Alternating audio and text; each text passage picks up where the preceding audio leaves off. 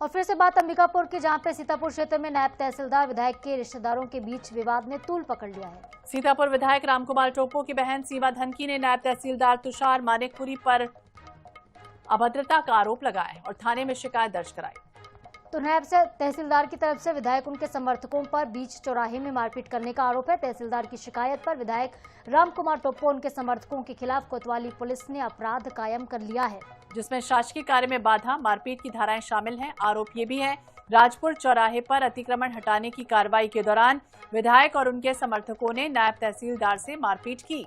तो पुलिस ने इस पूरे मामले में विधायक रामकुमार टोप्पो के साथ ही 10 लोगों के खिलाफ बीएनएस की विभिन्न धाराओं में केस दर्ज कर लिया। बताया जा रहा है कि विधायक की चचेरी बहन और नायब तहसीलदार के बीच विवाद के बाद मामला और बढ़ा है। तो फिलहाल मामले की जांच जारी है, दोनों पक्षों के बयान दर्ज किए जा रहे हैं। विधायक रामकुमार टोप्पो जी हमारे साथ जुड़ चुके हैं। रामकुमार जी, बहुत बहुत स्वागत है आपका INS 24/7 पर। और जिस तरह का ये आरोप लगातार लग रहा है राजपुर चौराहे पर विवाद की जो घटना घटित हुई है, क्या कहेंगे? ये हमारे क्षेत्र का ही मामला है और राजापुर उप तहसील है, वहाँ पे नायब तहसीलदार मानिकपुरी जो है ना, इनका पोस्टिंग है वहाँ पे। तो निरंतर क्या है, वहाँ की क्षेत्रीय जनता और कार्यकर्ताओं का भी शिकायत निरंतर उसके खिलाफ में आती रही है। लेकिन ये जो घटना है कि हमारी सगी दीदी और ये दीदी से पहले क्षेत्र की एक महिला है, कहिए, उनका एक विषय आता है कि तहसील में अपने काम कराने के लिए गई थी और तहसीलदार ने क्या है, काम को 14 तारीख से टाल रहा था कि आज कर देंगे, कल कर देंगे।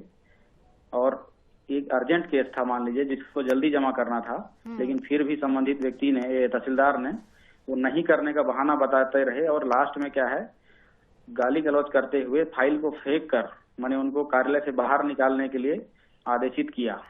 तो उस घटना से आहत होकर बाहर निकल के क्या है, कार्यकर्ताओं और सभी जगह पे सूचना दिया गया कि ऐसे ऐसे हुआ है। तो इस यहाँ से घटना शुरू हुई और संबंधित विषय को हमने जिला कलेक्टर को तत्काल तहसीलदार को हटाने के लिए उसी दिन कहा था और बात वहीं से बढ़ी। लेकिन सर, कोई और भी तो तरीका हो सकता था ना। आरोप है कि मारपीट की गई है, कपड़े फाड़े गए हैं, कानून हाथ में क्यों लिया गया?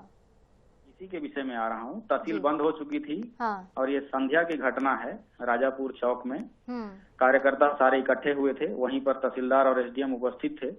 वहाँ पूछताछ होने लगा, उसी समय में जनता आक्रोश में आई और बीच बचाव हमने किया। और रही बात आरोप का कि हमने हाथ उठाया है, तो ये जांच का विषय है। मैं बिल्कुल कानून के साथ हूँ और जांच में पूरा सहयोग करूंगा और दोनों जो आरोप हैं उस पर निष्पक्ष जांच होना चाहिए। तो क्या प्रशासन बनाम जनप्रतिनिधि की लड़ाई एक तरह से बनती जा रही, जिस तरह का आरोप है?